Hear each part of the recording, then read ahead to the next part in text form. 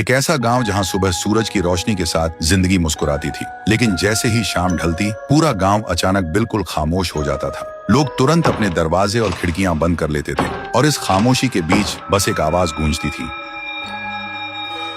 एक ऐसी घंटी जो हर शाम खुद ब खुद बजने लगती थी। और सबसे अजीब बात, वह घंटी बिना किसी सहारे हवा में तैरती हुई चलती थी। उसकी आवाज इतनी तेज होती थी कि जो भी उसे सुन लेता उसके कानों से खून बहने लगता और उसका सिर फट जाता। और सुबह गांव के बीचों बीच उसकी कटी फटी लाश मिलती थी। इसलिए डर के मारे लोग शाम होते ही अपने अपने घरों के दरवाजे बंद कर लेते थे। उसी गांव में रहता था थुंग थुंग। थुंग थुंग खेतों में दिन भर कड़ी मेहनत करता था और शाम ढलने से पहले ही घर लौट आता था। लेकिन थुंग थुंग के दिमाग में सिर्फ एक ही सवाल घूमता रहता था कि अगर घंटी हवा में तैरती है तो उसे चलाने वाली ताकत क्या है और उसका राज क्या है। फिर एक शाम थुंग थुंग ख्यालों में इतना खो गया कि उसे पता ही नहीं चला कब शाम के 7 बज गए। फिर वह जल्दी से घर की तरफ निकल पड़ा, लेकिन गांव में कदम रखते ही उसने देखा वह घंटी हवा में तैरती हुई सीधा उसकी तरफ आ रही थी। यह देखते ही थुंग थुंग घबरा गया और तभी वह घंटी तैरती हुई बिल्कुल उसके पास आकर रुक गई और जोर से बजने लगी। उसकी आवाज इतनी तेज थी कि पूरा गांव कांप उठा। लेकिन थुंग थुंग को उस आवाज से कुछ नहीं हुआ,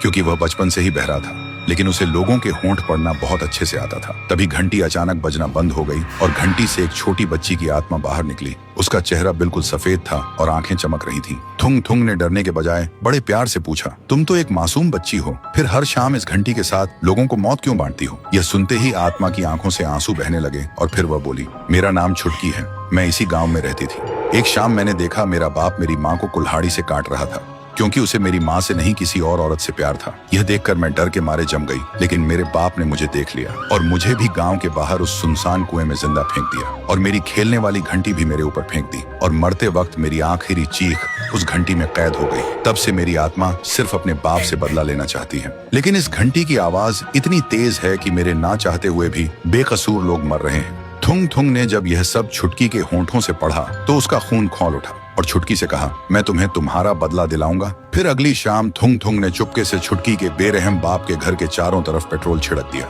फिर जैसे ही शाम के 7 बजे छुटकी की आत्मा प्रकट हुई।